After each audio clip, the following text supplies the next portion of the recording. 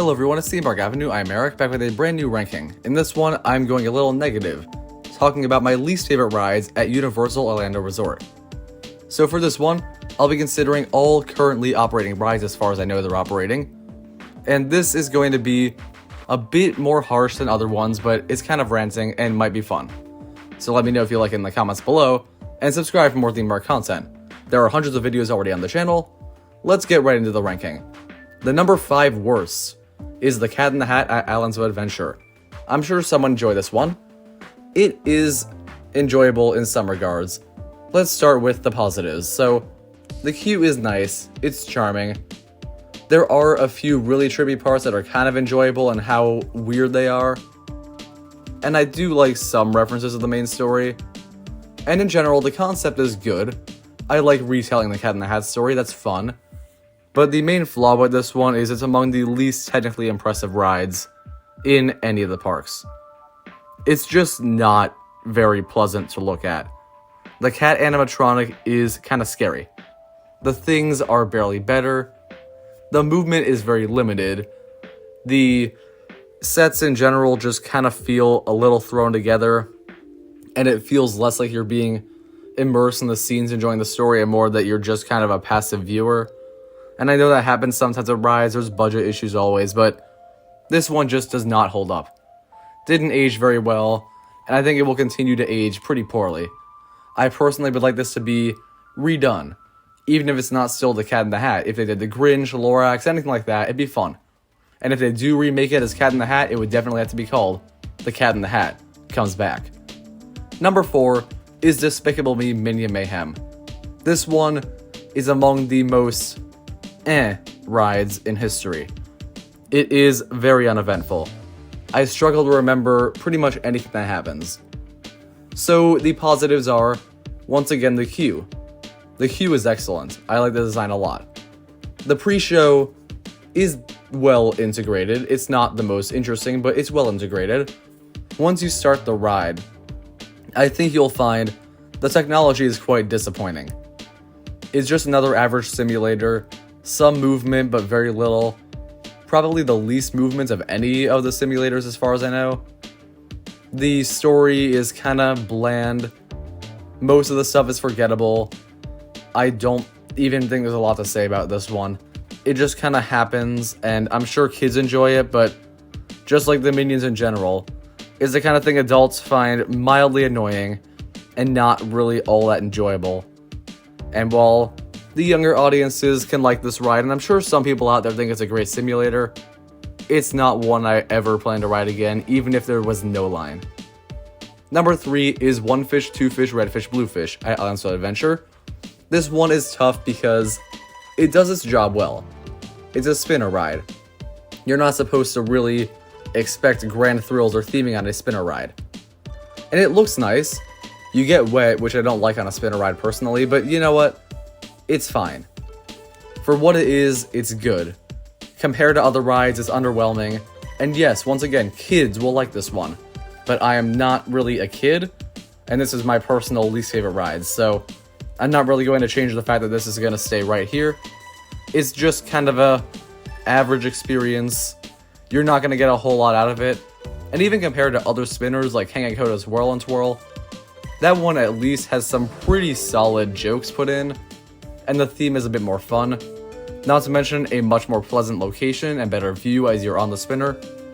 But overall, this one is acceptable, but still one of the most underwhelming and uninteresting experiences in either Universal Park. Number 2 is Skull Island Reign of Kong. I know a lot of people like this one, and I've ranted about it before. I'll try to keep this one a little brief, but in general, I just find that the ride itself is frustrating. The screens are ugly. I do not like the really dark, gritty appearance. It seems like it's trying to cover up for the fact that they don't have any good CGI or anything. And it's not a good story either. I know, it's King Kong, you gotta like that, right? Well, the whole idea of these random Pokemon attacking people, I think there's a reason why I haven't been that into new King Kong stuff. There are plot holes, which I never thought I'd see on a ride like that. But it's pretty frustrating that people can be literally grabbed by a crab pincher type thing and they won't be cut in half. I mean, imagine right now if there's a giant pair of pliers and they were squeezed all the way around your abdomen. I don't think you're coming out of that alive. But these people do. Now, there are things to enjoy. The final Kong animatronic is great, but the way it's incorporated, it really feels like a gimmick to make up for the fact that there's nothing enjoyable before it. I like the queue a lot, but once again, most of the queues are great, and while this rises above a lot of those, the queue is among the least important parts of the ride experience because it's not the ride. And the facade of the building that you go in at the start of the ride is also nice. But all the glitter on the outside and before and after the ride doesn't really make up for the fact that the ride itself is not great. The whole different bus driver thing every time is also a gimmick. It's impressive they put a little more effort in, but at the same time, it's not going to change your ride experience all that much.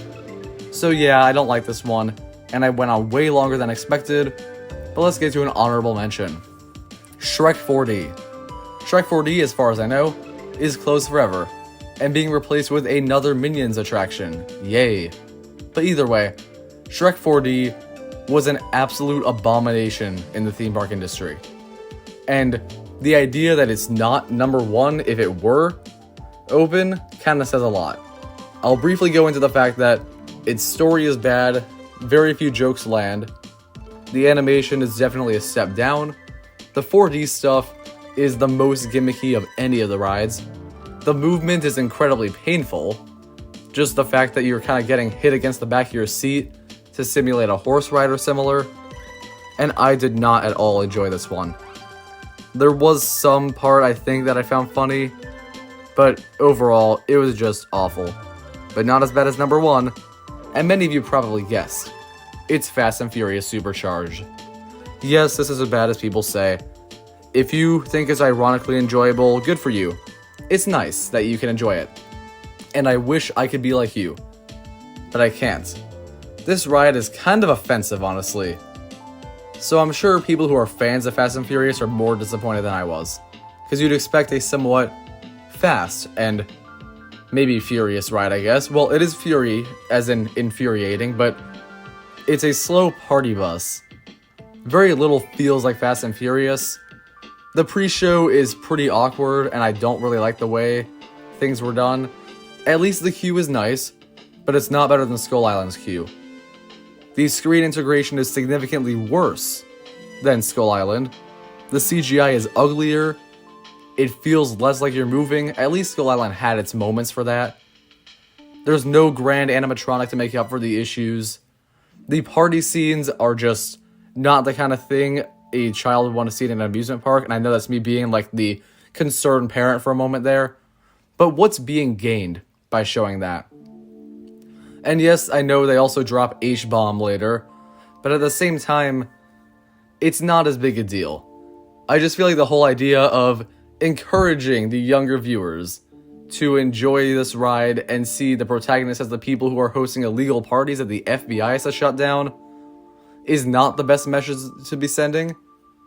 And when I wrote this when I was a bit younger, I thought, oh my gosh, are they really doing that? That's ultimately a nitpick compared to the rest of it. But this ride is boring, and the fact that there's no seatbelt on a Fast and Furious ride really goes to show how little they put into this one. And if it is closing for good, thank goodness. Give us basically anything else. Give us Shrek 4D again. It has to be better than Fast and Furious. But thank you for watching. I hope you enjoyed this video. Comment down below how wrong I am, or how right I am if you're crazy. Subscribe for more content. I'll see you in the next rant, and maybe a non-rant video. Who knows? See you next time.